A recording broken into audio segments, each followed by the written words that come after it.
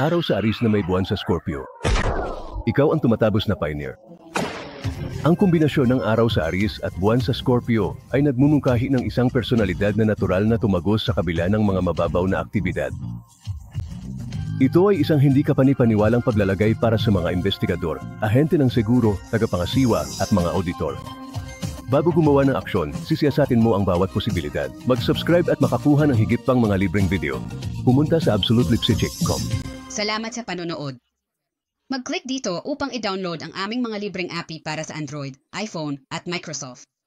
Tiyaking sundan kami sa Facebook at Twitter.